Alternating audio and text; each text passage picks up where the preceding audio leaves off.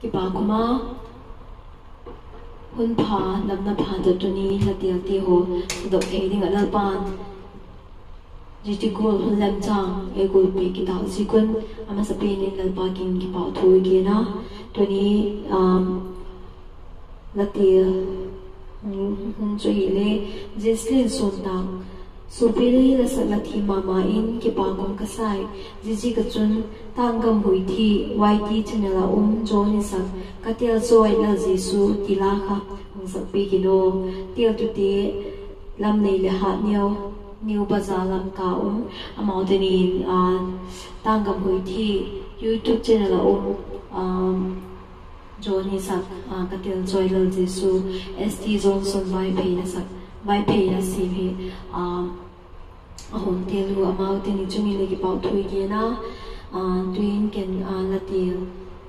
katil joy lo jesu ti song sang ka Hãy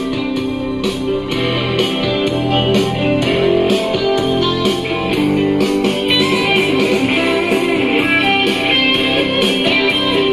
kênh Ghiền Mì Gõ để không bỏ